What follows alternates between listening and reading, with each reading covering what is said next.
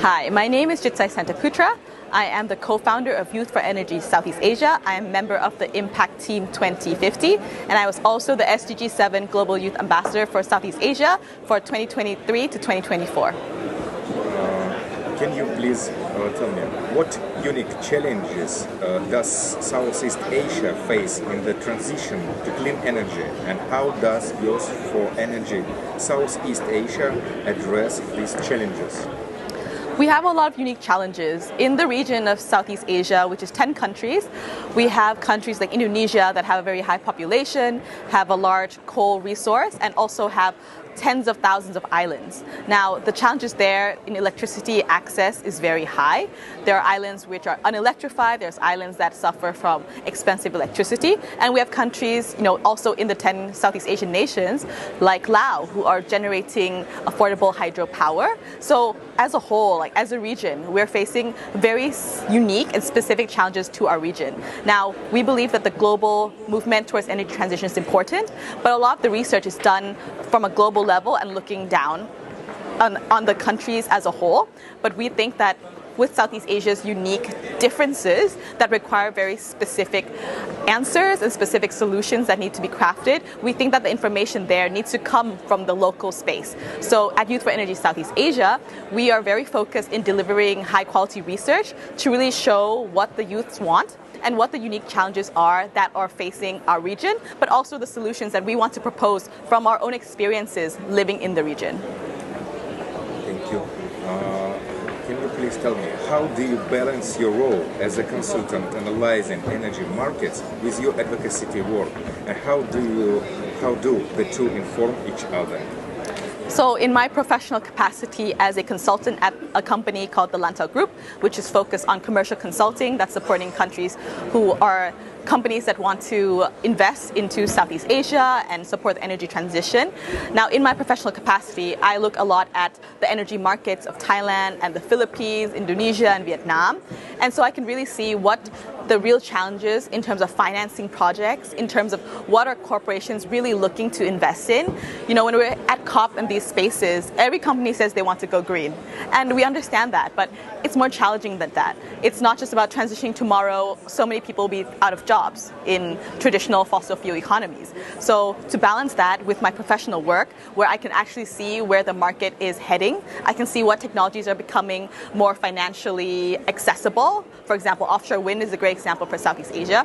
I use that to inform my work, my advocacy work with Youth for Energy Southeast Asia and being a youth energy advocate, to really show that, young people, young professionals have both the technical understanding, the market knowledge, and also the understanding of how energy policy works at a national level, but as well as a regional level. And so the people in our group, in our Youth for Energy Southeast Asia, we are able to create policy documents. We are able to be informed policy makers, so we can help work with the government and help inform and support what they're doing. We want to work with them. We don't want to work against them. So that's something that in our region currently is a challenge, but it's something we see as an opportunity to really work together and to create intergenerational dialogues. Thank you. And please, last question. At COP29, what message would you like to bring to the international community regarding nuclear energy's role in mitigating climate change and achieving global sustainability goals? My message to COP29, to everybody listening today, is really that when we think about the energy transition, so many people think it's only about renewables. Renewables is a big part of that, but we also need to think about how that transition looks like, what are we transitioning to, and what are the supporting technologies that needs to be there. I personally believe that nuclear power is one of those solutions. It either is renewables or it's either nuclear 100% or 100%. It's actually working together. Right now, to transition, batteries, energy storage have their own issues with critical minerals, with mining. So nuclear power is a baseload that doesn't need battery storage to be reliable compared to solar, compared to wind, that really relies on those energy storage systems to be able to support that base load.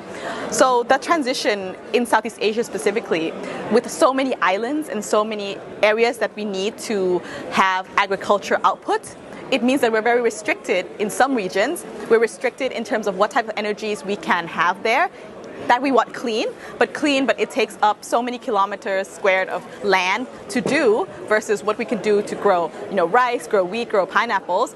It's a cost that maybe is not accessible to the people. So we really need to think about what are the energy solutions, and it doesn't mean that we should only deploy nuclear or we should only deploy other things. That mix is so important, but I feel like the current discussion in the energy transition is focused a little bit too much on renewables, and we really need to think about what are the other technologies. And it's not just nuclear, it's also with hydrogen, there's almost so many other technologies and solutions that we're coming up with, and also how to do energy demand and response. How do we do energy cooling? How do we do sustainable cooling that is so critical in terms of reducing that demand or being able to manage that demand. So we don't just keep building. And building is important to be clean, but it has to also be stable and has to be reliable. And the most important thing for the people in the just energy transition is it has to be affordable.